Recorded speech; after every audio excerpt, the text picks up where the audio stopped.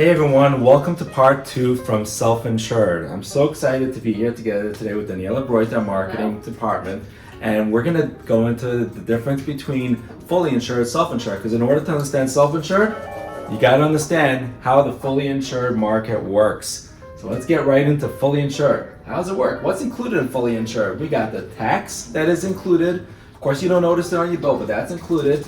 And then there is commission is included as well. You don't see it. Your premium might be $500 an employee. It's included.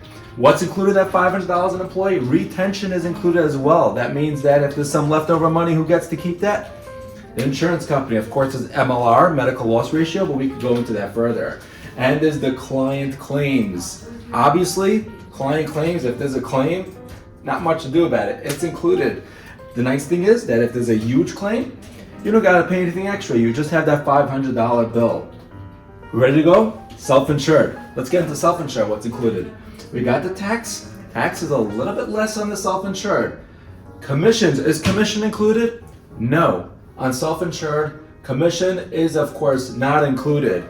You hire someone. You hire that broker to manage everything. You pay a fee. Next is retention. Is retention included? No, it's not included, retention. Those retained money actually stays in your pocket. And then the next thing is client claims. Is client claims included? Of course, it's included. I mean, there's not much we can do about client claims, right? If someone has a claim, you got to do what you got to do. You got to pay for that claim. So just to sum this up over here, we have the fully insured plan, self-insured plan. This is some minor differences between the two of them. We're going to dive a little further into the self-insured plan, the A to Z process, how it works. But I just want you to understand the overall difference between the two. How do you decide fully insured, self-insured? You go average spent on claims from the past year. So you do sort of like a look back from the past year. So you can see on the past year we paid X amount. Okay, now let's see if it makes sense to go self-insured, because you know those claims are going to be claims, but the retention is really what you want to be able to retain that money so that you could build momentum and have all the money for the rest of the year and for the next year. So once we understand that, we're going to go now into the self-insured, the A to Z process on how this works with self-insured. All right, so let's get into the self-insured process, how it works. What is included in the self-insured? All right, so we got number one, we have the TP, the broker is of course number one. You need a broker to explain and build this whole self-insured plan together. So after you meet your broker, you decide who your broker should be. That broker will set you up with a TPA. Who's going through these claims? Because when it's a fully insured plan, you don't got to do nothing. But when it's self-insured, someone has to pay for the claims. There's codes, there's billing codes, there's networks of doctors. So you have the broker and you have the TPA that's included. Okay. Above that TPA, we have the stop loss insurance carrier. That stop loss insurance carrier will pay for the claims on the stop loss. We'll explain, each one how stop loss insurance carrier works. And within stop loss insurance carrier, there is the individual stop loss insurance premium that you pay for. So what that means is the individual stop loss premium is based off a deductible amount, is aggregate. Let me explain how that works. Stop loss insurance carrier. So for example, when you go self-insured, each individual's got their deductible. So for example, obviously if someone gets hit by a bus and there's a $100,000 claim, does that mean the employer's got to pay $100,000? No. You have the individual stop loss.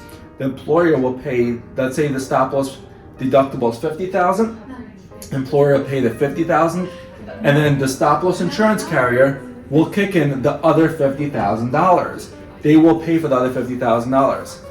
Now, what's if, God forbid, things are really going bad for that company, and employees are just going, each one's got to, these $100,000 claims won't have to. That's where we have an aggregate. An aggregate will cover the whole company. Usually it will be about $1 million aggregate. And then above that is when the stop loss insurance carrier will kick in. So it's really treated equally. And of course we got one more item here. And that last item will be the insurance carrier. So of course we need a network of doctors.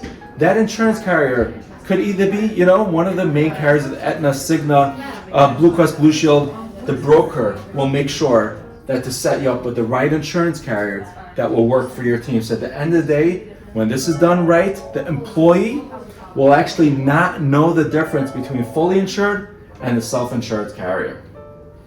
Exactly.